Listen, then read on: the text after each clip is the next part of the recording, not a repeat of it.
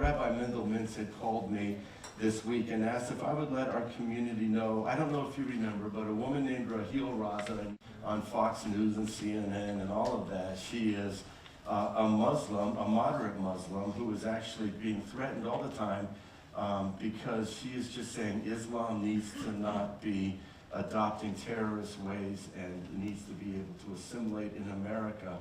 And so it's just very interesting. We had her on a Sunday evening. It's not a Sunday morning kind of thing, but we just allowed her to talk. And I just want to say this, too, is that, you know, we have had Rabbi Richard Green. He's coming into the Valley again, and the Faith Keepers videos. And the producer of that video is Paula Queskin. And I will say, in that situation, when they left this place, they have said there's something so different here. And they said, if we ever come back, we're going to come and visit. And then Raheel Raza said the exact same thing. She goes, you know, there's something about this gathering here. We believe in the uniqueness of Jesus, that he's the only way. He is the way, the truth, and the life. No man comes to the Father except through him. But we also realize that we have an obligation and a responsibility to operate in the ministry of reconciliation, to create conversations and dialogues between all of the segments. If America continues to move in directions of such division, and the church is complicit in it, if we're only satisfied for the expression of our faith within our church walls, we're going to lose everything concerning what God has called us to do and to be. If we don't begin the conversations with individuals that we find that there are areas, very important areas, in which we don't agree, and yet we are not able to live together in a way that we can communicate to one another. And so Rabbi Mendel just said that Raheel Raza is going to be here at the Jewish Ashman Center, and she's going to be speaking, as well as some of the other people from the Islamic community who are speaking to American Muslim community and saying we have got to lay down the violence and we have got to lay down the lack of ability to assimilate into the culture here. And so I thought that you might find that interesting. And so there are so many, having Kenny Frost here, the Native American chief that just spoke here on Father's Day. I know that it's stretching for some of us to be able to have such environments. And yet I think that God, if we're going to be anything, let's be missional. If we're going to be anything, let's be people who just say, let's get the word out. Let's express the love of Jesus Christ. That when people come in here, and let me just say this too, I'm so proud of you on so many levels, because when people come here, you're not intimidated, and you go up and you're praying blessings over them. Paula Kwaskin is the producer of the Faith Keepers video, and she is Orthodox, and so Rabbi Richard Green was Orthodox on that Sunday morning. It wasn't comfortable being here during the worship time, and you know, for the sake of compatibility, we don't stop singing about Jesus on a Sunday morning when we have someone here that maybe is from a different worldview. And yet at the very same time, we realize that in that environment, you know, we give the expression of our faith. I'm sorry, I don't mean to ramble this morning, but when the Native American chief was here, he had a young couple that was here with him that were wanting to go and explore the direction of Native American religion. But on that Sunday morning, that young man right here in the front row responded to the altar call. He gave his heart to Jesus Christ that day. So you know what I'm saying? Listen, you know, it's uncomfortable, those environments, and yet we allow that to happen in an environment where we still say, hey, we need to know Jesus. Does anybody want to respond today? So, you know, thank you for being patient. But all that being said, at the end of these gatherings, you all are able to see past differences and are able to go to these people and give them such a sense of welcome and such a sense of blessing. When Paula Dwoskin, the Orthodox Jewish woman who was the producer, was here, she said, I have never had so many people speak blessing over my life. She said, I felt like today was my birthday. And so, you know, let's continue, because I believe, here's what I believe too. I believe that if there are certain environments that I wouldn't create an opportunity on a Sunday morning, but I also believe that if we can begin to practice modeling something in here, then you all can begin to model and practice that out there in the community. So while you're watching me make mistakes, You know, when Kenny Frost came, the Native American chief, I was a nervous wreck all week long, like how this is going to unfold. I have no idea. God be with me, have mercy. And please have the people still love me after this. Please put me on a job. So anyway, all that being said, thank you for your patience and your kindness. We just appreciate it so much. Today is a big day. I just want to talk about a few things for you. First off, Pam is downstairs working with the children this morning, so unfortunately on this momentous day, she's not allowed to be up here with us, but today is our 10th anniversary being here at Cornerstone Christian Center.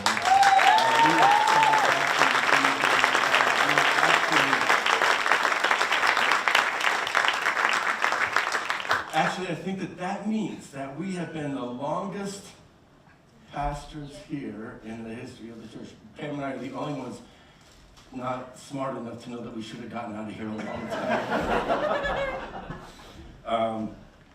But when I think about the fact that it was 11 and a half years ago that the Lord called us and spoke to us and said, led us to go to the state of Colorado. We had a church that we had planted. We had been there 10 years. And the Lord had spoken to us that we were to go to the state of Colorado to minister. And since we had planted that church, our relationship was very unique with the board of directors. And they said, go to Colorado for 30 days, drive around, pray, see where the Lord wants you to be, because we had no idea. And so we did, and they said, come back with your final answers. So we came, we drove around forever.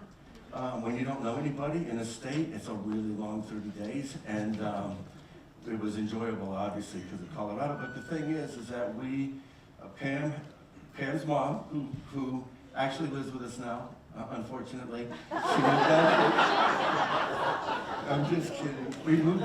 She actually joined us so that she could share her misery with me for the rest of my life.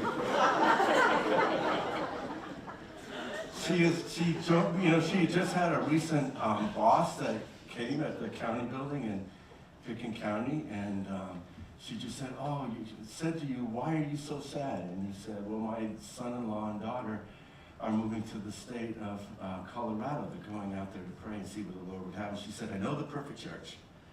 And so we weren't inclined because it was in trouble.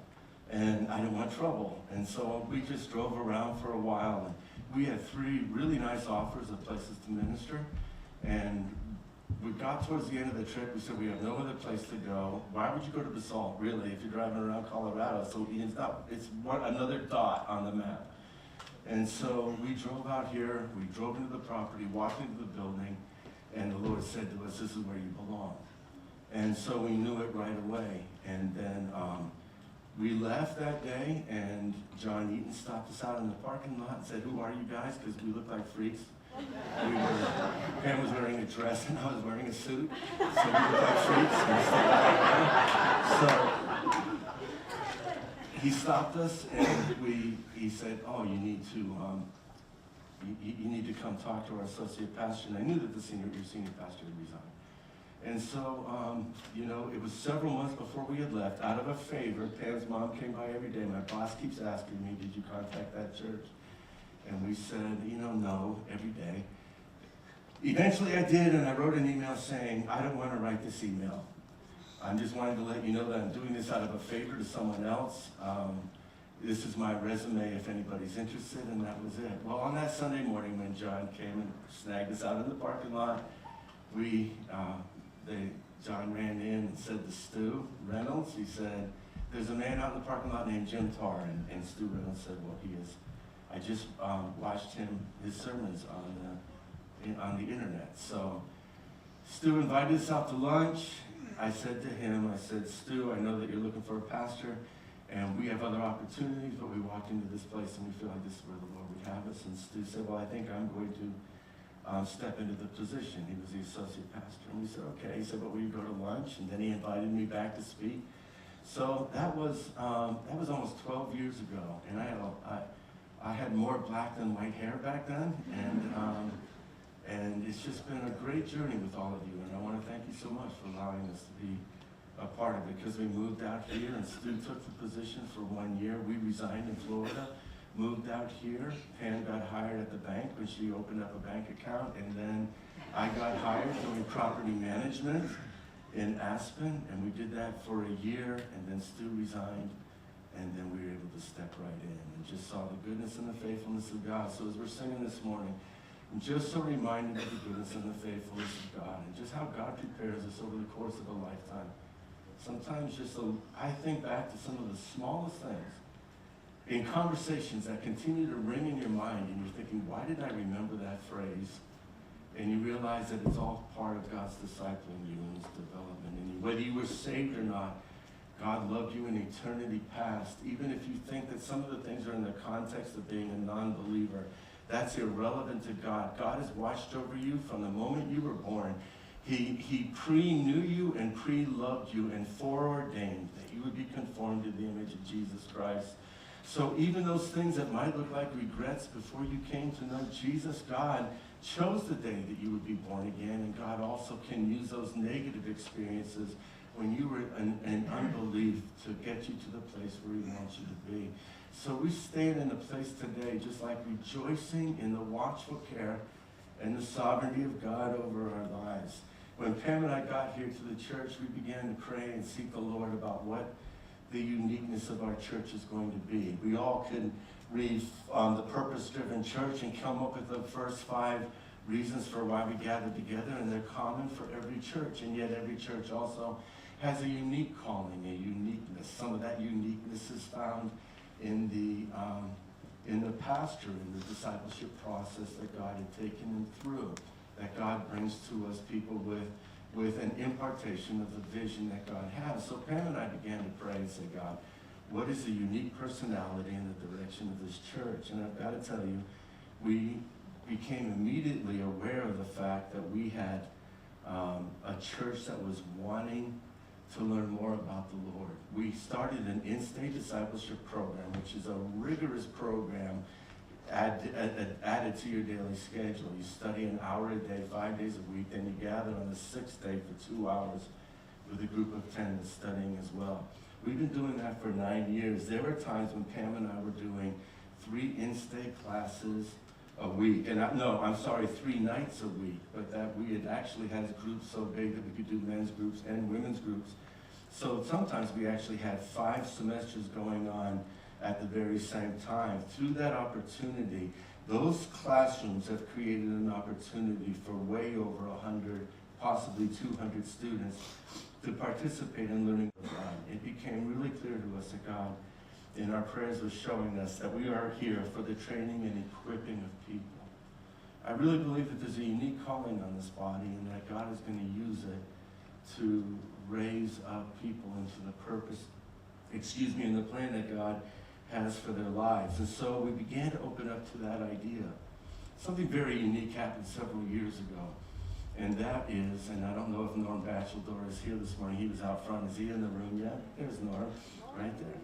And so, and by the way, Norm is the one who introduced me to the Native American chief. So if you have problems with that Sunday, you can just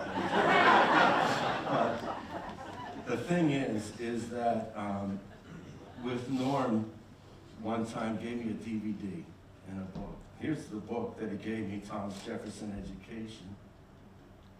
And even if this book was on a dollar table, I would have never picked it up. It was not in the realm of my interest at the time. But Norm was so fired up, he said, you have to read this book. And he also gave me a DVD. So the DVD, if it's something not interesting, a DVD is more inviting than the book, but the DVD drew me in. Then I read this book about Thomas Jefferson Education, and I got to tell you, I had never even thought about the fact that there are different philosophies of education that end up creating a different and unique kind of mindset within its students. Now, let me just say this at the very top, that I'm not making any judgments against any of the philosophies of education. I'm not devaluing anything. I'm just showing you process of what was happening. So I watched the DVD and I read the book, and I just got lit up. It just so stirred my heart. And this is a method of education that's growing in popularity in the United States, both in secular and in Christian. Secular is really set back because when you talk about the values that have created greatness anywhere in the world.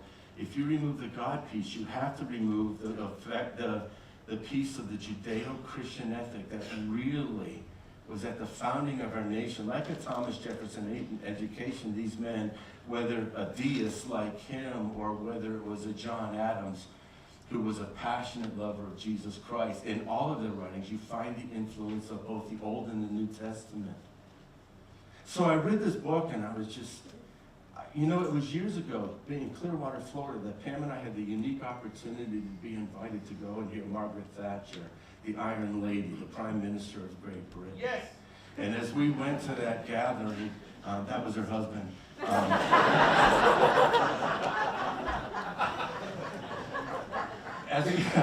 As we went to that gathering, I just remember, I'm talking about phrases that stick out. And I'm going to have to paraphrase her because I didn't have a recording. But she talked about the uniqueness and the exceptionalism of America, and she said, never in the course of human history have such great men and such great minds been all in the same place at the same time at the birthing of a nation. Something extremely unique happened to America when you have of a land that had been hidden. And then at the very same time that there were those who were fleeing persecution for their Christian faith and for the value that they held. And we find out that as the Pilgrims were coming across the Atlantic Ocean, it was to escape tyranny. We were born out of the desire of men and women who wanted to see a nation where individual freedom and liberty were that nation's highest value. Much of it was rooted in ideas that were often quoted from the scriptures, that he who the Son has set free is free indeed. Understanding that liberty and freedom is God's highest value for humanity. So it became a very strong and high value in early America. Then I read about Thomas Jefferson education, and the way these men thought is different than the way we think today. Now, the reason that this is so important is because I believe our nation is divided. A lot of it has to do with the fact that we don't know, we haven't raised a generation that really knows how to think. So that a very easy appeal can be made to this generation in particular that's rising up into preeminence because of their age. And you can make an appeal to them about certain things and they sound good, and yet they don't actually address the roots of some of the issues that cause men to walk, to lose their freedom for the sake of promises.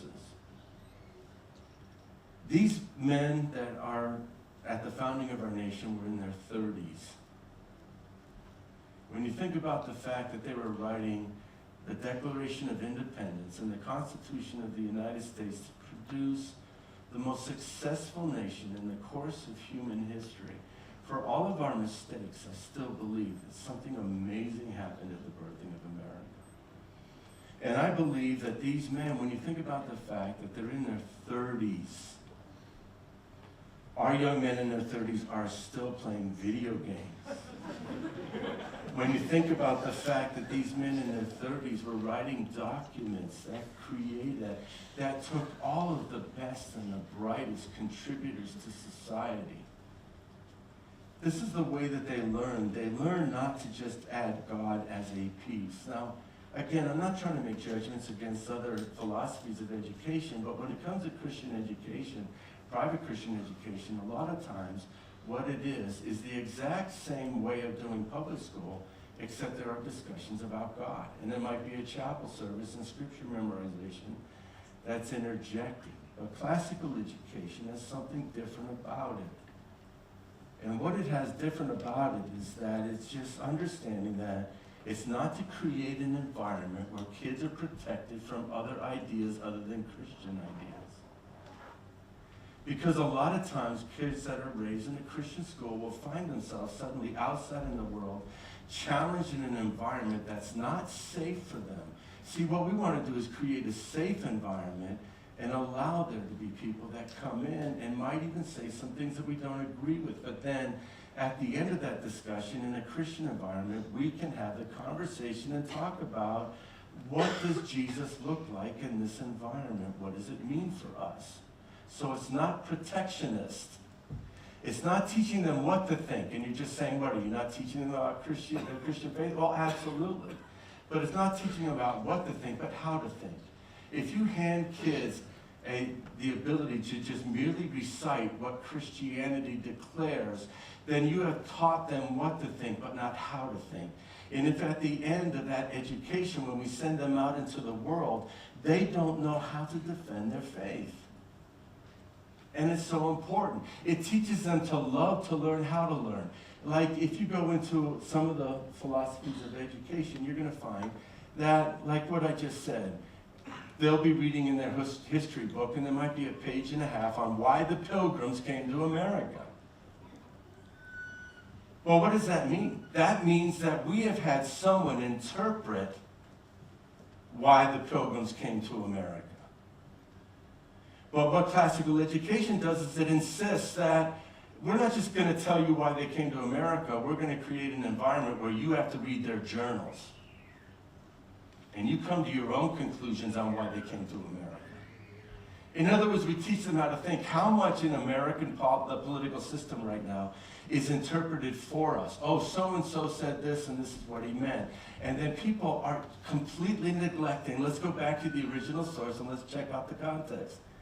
Well, if that's so important at a local or national level right now, why wouldn't it be important in interpreting the process of history? How did we get here in this place in America today with our values, with our Constitution, and with the promises of the Declaration of Independence and what it would bring to individuals? So classical education starts out with grammar, and the grammar being this, is that when a little kid, you can play. Do you remember when you were with your son or your daughter, and you began to open the children's book, and they began to quote the pages, and you didn't even have to read it anymore? They remembered everything. When children are really little, they can accumulate so much information and memorize it. I am still working on memorizing the Psalms of the Ascent, and I spent hours on it on the way to Washington and on the way back, and it's so much harder. And when the Psalm 91 that I learned when I was 4 years old, I can quote for you.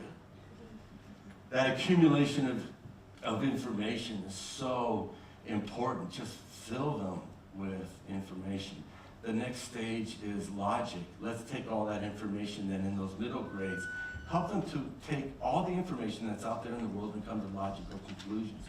Then the final thing is this, it's rhetoric, and that's what they practice for the last, 3 or 4 years? 4 years. And so in the rhetoric is the place where we teach them how to write and how to speak in defense. Because you can have a logical mind, but if you cannot speak that to others, you can't be effective in bringing change. When Pam and I went to Washington, D.C. just last week, and it was such a privilege and honor. Congressman Lamborn, again, I'm just going to tell you, he was so open to prayer, just able to pray over him, and such a receptivity to do whatever God wants him to do there in the United States Congress. We were in the office of Senator Bennett and the office of Senator Gardner. We were just walking the halls, and I'll tell you what will strike you. The halls of Congress are filled with 20-year-olds. And the energy of Washington, D.C. is in 20-year-olds. It's really unbelievable. Realizing the importance, if we are the church, given the ministry of reconciliation to see change happen in our world, didn't Jesus call us to bring change? Which is the signs and the evidence of the kingdom of God.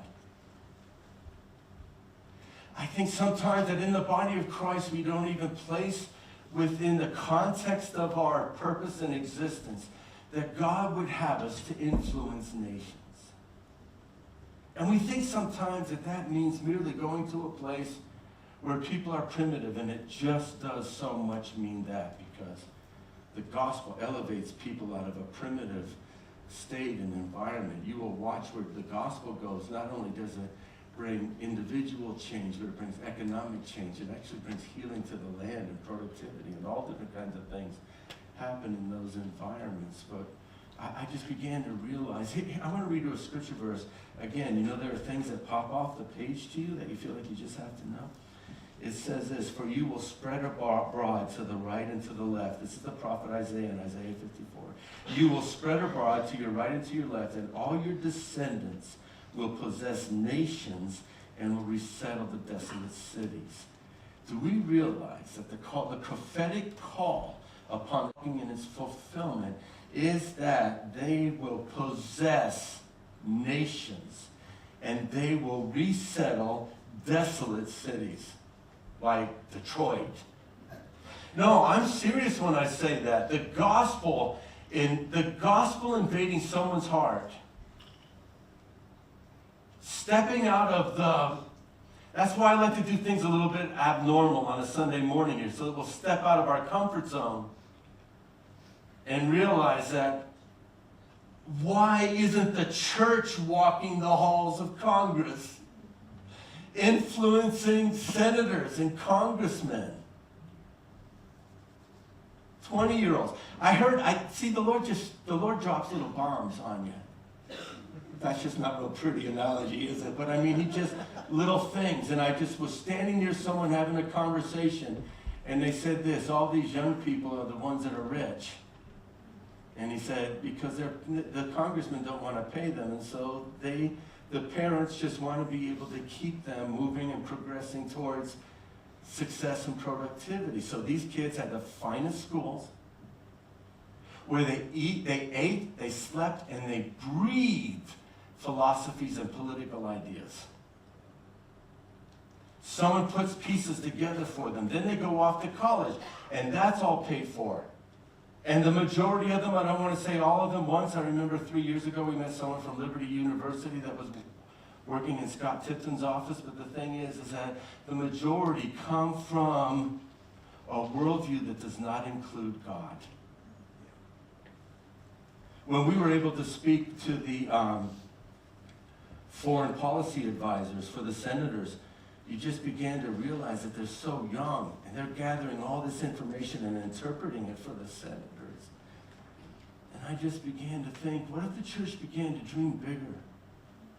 See, here's the difference about even maybe a classical education, and let me just, in kindness and mercy, compare it to some other Christian educations that are out there, is that the purpose is to bring an understanding that there is a common thread that touches every aspect of man's kind, both the material world, visible, the invisible world, and every philosophy, thought, and idea, even the bad ones, are rooted out of man being created in the image of God, some of it being tainted. Now, what classical education does is that it takes things like political science, history, math, the arts, music, architecture. God can be found in every expression of humanity. So that it's not just like having the same subjects that are in other environments, because it is the same subjects, but it's creating the thread. And once our youth begin to find out that Christianity is not a slice of the pie, and then they go off to college and they find out there are 99 other slices in the pie, and they have never had given to them an understanding that all those 99 slices of the pie, and they've got that one piece that they think is the Jesus piece gets overwhelmed by the 99, and they don't have the common thread and the understanding of God has revealed himself through every aspect of human identity and purpose and idea. And so in all of that, I got so stirred about this thing. Now listen, I was a man like a dead man, all dressed up and no place to go. I had all of this philosophy of education and no place to express it. It was just stirring in our hearts, and little did we know that this property that wraps all the way around us, that housed Alpine Christian School, some people thought it was part of our church. It wasn't. It belonged to someone else. That school went through hard times. The school had to shut down. So we called the owners of the property, and there were 5 men, and they had gone on to other ministries. I haven't actually checked officially, but someone suggested that the addition of the land, in the last 10 years, we have to think about the fact of the goodness of God. Our property has more than doubled, and our building spaces is more than doubled. And when you think about just the goodness and the faithfulness of God, and then being able to remodel everything last year, and just watching God unwrap and unfold things. And it's so amazing. So little did we know that we were going to have a school. The property is up for land. We shared everything. We shared sidewalks, we shared parking lot, we shared lawns, we shared play sets, sprinkler systems. That land suddenly, that had in the upper $200,000 of a loan, was up for, it was in jeopardy. If it had been taken over by the bank, it would have been sold to who knows who. But also those who had moved on to other ministries or other things that they were doing could have sold that land, because I've been told that it's, extremely valuable, let me just put it that way, here in the central part of the valley. And understanding that if one of them just said, hey man, one man is doing a ministry in the original pastor in Denver, he could have just said, hey, I'll sell that land, move on, and take the 1.5 million or whatever it is and throw it into my ministry here. They had the power and right to do that. So I knew that we weren't in the position to be able to buy it. But I drove over to Denver. I spoke to his wife, who's very active in their ministry. He couldn't make it. And they just said, we'll let you have that land on one condition, and that is that you promise to keep the school going for 3 years.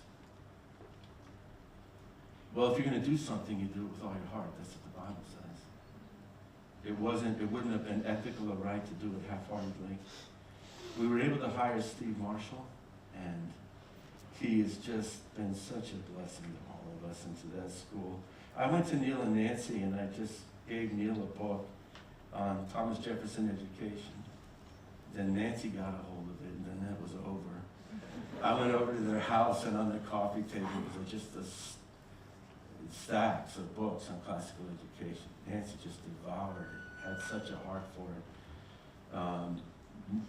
Just thinking on the top of my head, they spent well over $10,000. Nancy spent the longest time researching all the classics that are out there that have influenced the world for the better. And a lot of them are out of print now.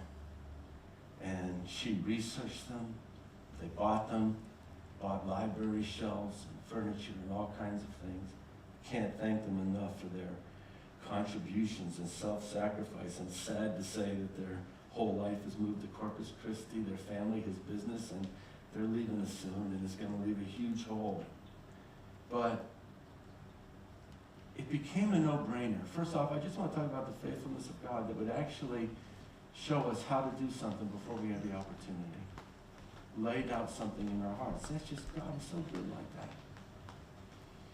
It was a no-brainer to acquire the land because the way it wraps around the building. I mean, if it was condos or if it was businesses and one parking lot and all of that, it really was a no-brainer. Acquiring $280,000 with a loan, a promise to get a school. Why was that not a problem? Because the Lord had already spoken. I want you to, this is the educational model that you're going to have. It was really, God was so faithful throughout all of this. All my pastor's friends said, don't do it. It'll double your problems, it'll double your worries, it'll double your concerns. And it's like buying a boat. You know, the best days when you got it, the best days will be when you shut it down. And it has. Truthfully, doubled my headaches and doubled my problems and doubled my concerns. But you know what it is? It's an issue of obedience. You know, the thing is this, is that, you know, my pastor friends just said, if you take that thing on, it's going to be such a burden. Well, you know, I'm sorry, but we are here to carry the burdens of the Lord. My day of rest is coming. It's somewhere in the future. You know, we have to think, convenience, obedience, what's it going to be? Really, when it comes down to that, convenience or obedience. You know, we're going to go on, we're going to receive our reward, we're going to rest, you know, it's going to be wonderful. But I just want to just say something to you right now. If anything is valuable, and the call of God is valuable, in order to be able to inherit it, you're going to have to fight for it. It's going to be really difficult. But the truth of the matter is if you were, and I would just say, hey, you know, I wasn't created just merely to find the most convenient way to serve the Lord, but actually to just say, God, whatever you ask me to do, whatever the difficulty is, help us to move forward. So some of our teachers and Steve and Neil and Nancy have gone to the Association of Classical Christian Schools and have heard all the stories about how difficult it was at the beginning years, how hard it was, how many times it said, we're going to shutter the building at the end of this session, and you have to continue to believe God. And I'm going to tell you what, it has stretched my faith like nothing has ever stretched my faith before. One of the most difficult parts of it, and complicated in the church, is just that it appears as though that we are creating an environment where there could be judgment against those who make other educational choices for their kids, or judgments against public school teachers as opposed to private. And that's why I was careful to say things. It just, like, in comparison, only because it's just to help you to understand its uniqueness, classical education. But the thing is this, is that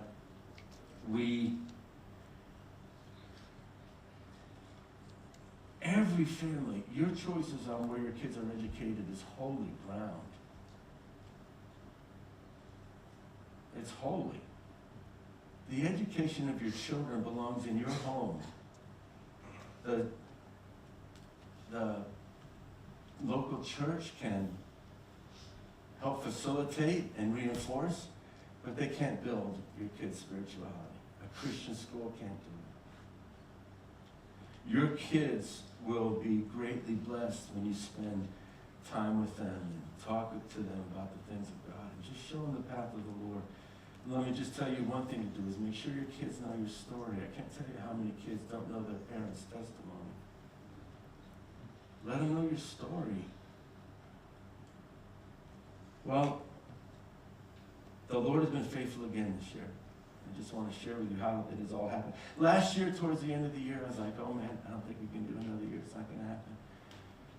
And then God dropped financial provision right before we left for Africa. It really was a miracle. It came out from an unexpected place. At the end of this year, I'm like, oh, okay, God, what are we going to do? And I was just saying, God, you know what? You got to get this dream out of my heart. I don't care what happens, but if you don't get this thing out of my heart, it's going to tear me apart. Because when God speaks to us, something begins to beat inside our chest, you know, and you feel like, oh, you just get invested emotionally, spiritually, physically. I don't know what that means, but you get invested.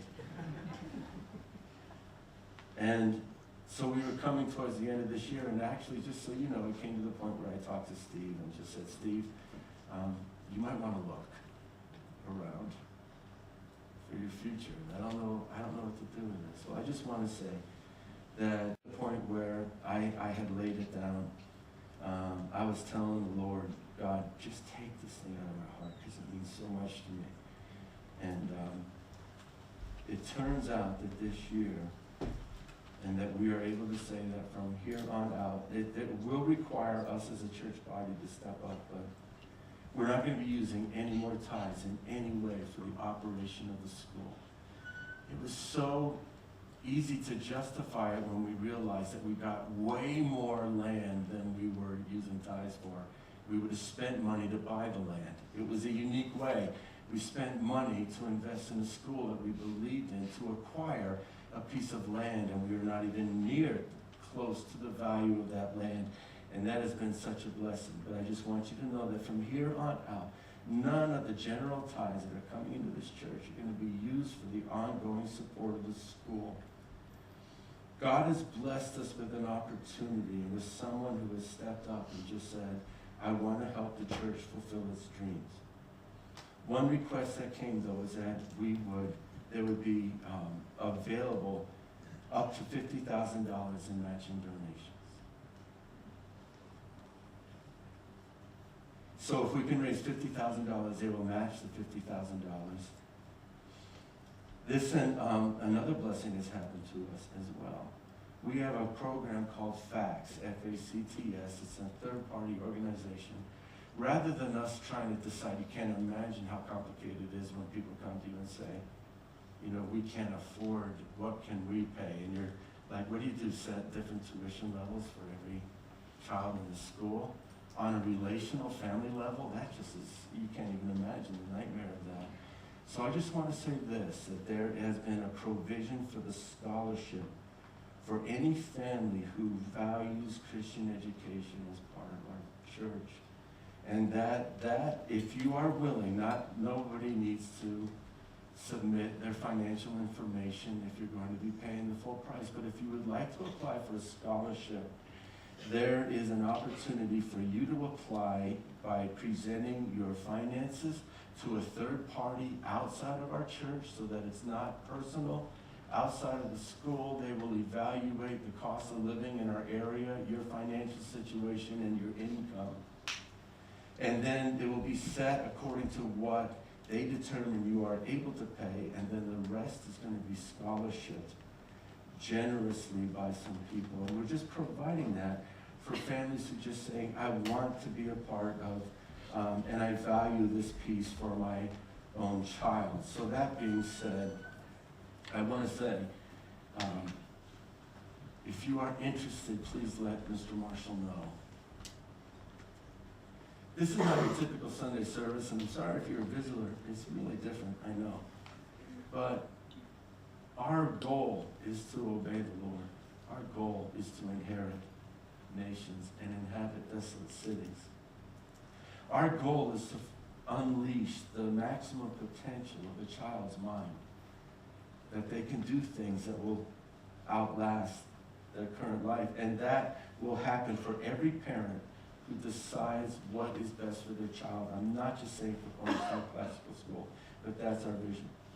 So for several years, having been using some finances for the school, it's sometimes limited what we were able to do. And I just want to be able to announce today that for years, Derek Rust, who's ministered here in the church, we have had opportunities to let him share on Sunday mornings. And we've had so many conversations over the last 3 years about the possibility of us working together someday. But when the money was there, the time wasn't right. When the time was right, the money wasn't there. And finally, everything is all lined up. He and his family are moving back to the valley. And Derek, who already works for the Alpha program and is doing that part-time, we are going to take him on part-time here at Cornerstone Christian Center. And we love him so much. He is such a blessing. And we have been recognizing over the years that our two individual messages and callings are going to, we believe, uniquely create an opportunity for us to minister to the whole man.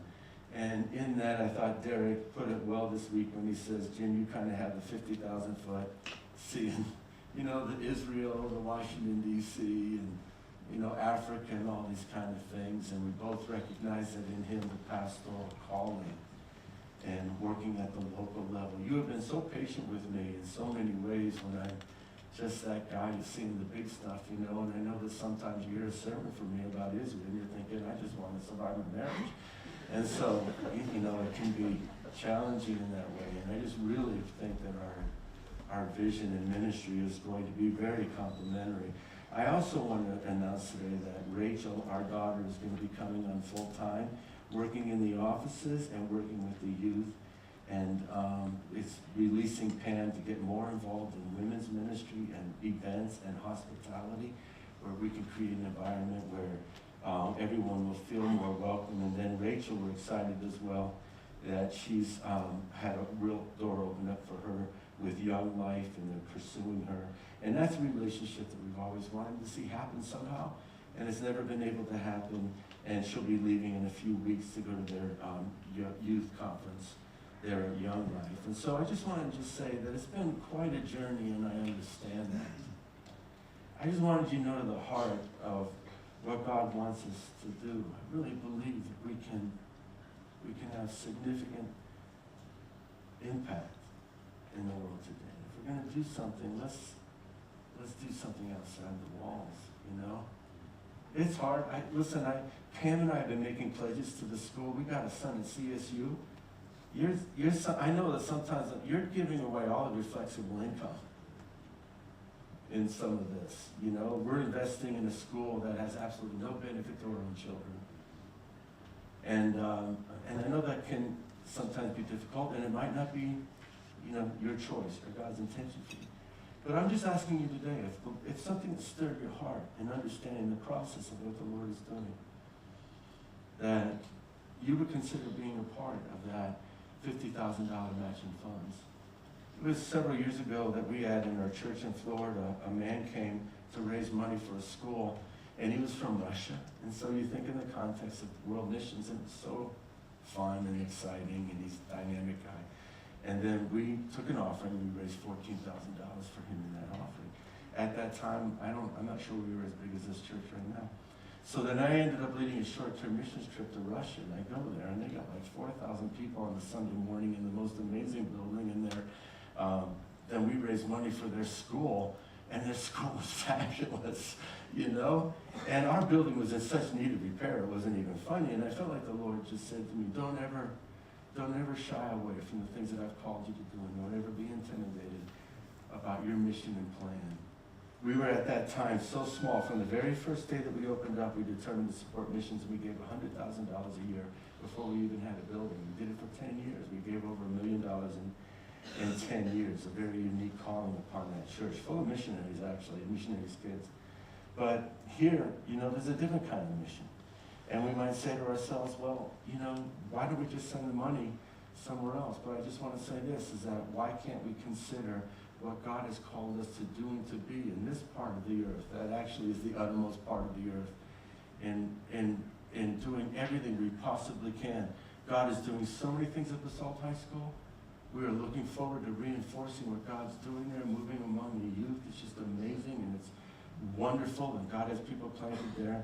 And then we have a mission that's here. We got a youth ministry. There's so many different ways. You've got your own children to raise in the fear of the Lord. But in all of that, I just wanted to impart to you what's going on.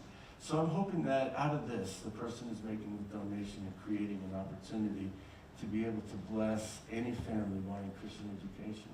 They wanted to know, hey, will there be buy-in? Is there buy-in in the community? And so that's what this is all about. So again, thank you so much for allowing us to be here today after 10 years. And what a privilege and honor it is, and what a journey it has been. And I just say again, the faithfulness of God is just astounding to me. How he's so good and so kind. And some of the details that we thought were never important or a part of the puzzle. You get to be my age. Can't believe I'm talking like that, but you get to be my age, and then you take this piece from when you're 17 years old, and you go, I'm 59, and that's where it fits.